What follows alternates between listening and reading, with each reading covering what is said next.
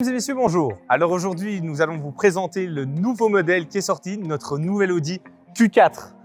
Donc, comme vous pouvez voir ici, nous avons une toute nouvelle silhouette dans la gamme Audi. Une toute nouvelle silhouette, je dis bien une nouvelle car il ne s'agit pas d'un véhicule qui existait déjà en thermique, mais d'un nouveau véhicule en électrique. Ça veut dire beaucoup parce que vous avez un nouveau châssis, un châssis spécialement avec le concept électrique qui est présenté. Donc, je propose peut-être qu'on regarde ça ensemble de plus près. Alors donc le Q4, pourquoi le nom Q4? Car nous sommes sur un véhicule qui se trouve en taille entre un Q3 et un Q5. Donc ici, le véhicule fait 4,59 m, donc un petit peu plus grand que le Q3. Et cela se voit aussi à l'intérieur, dans le véhicule même, dans les places arrière et également dans le coffre. Nous avons aussi un coffre de 520 litres que je propose que vous veniez voir. 520 litres dont vous avez la banquette arrière qui se rabat en 3 parties et qui est aussi extensible puisque vous pouvez avancer la banquette qui se trouve sur des rails afin de pouvoir optimaliser le coffre au maximum.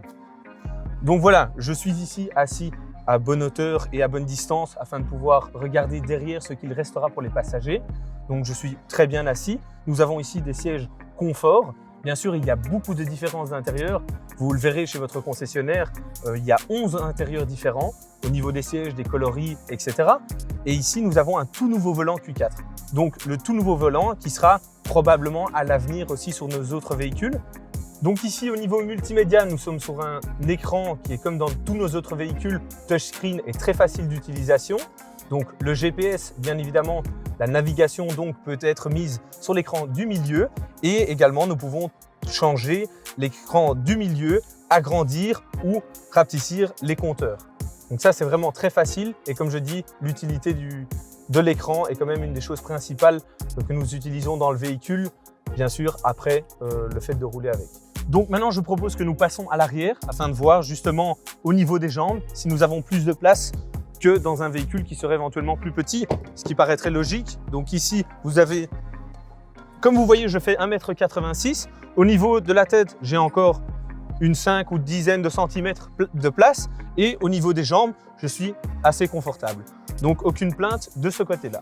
Maintenant, pour reculer donc, vers la place du milieu, qui est souvent la place la moins confortable, je confirme donc que je n'ai pas de problème au niveau des pieds et que je ne dois pas enjamber donc pour pouvoir être bien assis, ce qui est très facile.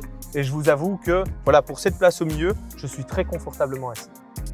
Donc maintenant, ce que je propose, c'est de parler bien sûr de l'extérieur du véhicule un petit peu plus. Donc comme vous pouvez le constater ici, nous avons les phares LED à l'arrière qui est donc une ligne continuelle en LED. Bien sûr, à l'avant, vous avez différentes possibilités comme les phares LED classiques ou les phares LED Matrix, avec ou sans un petit scénario de lumière, ce qui est possible en option.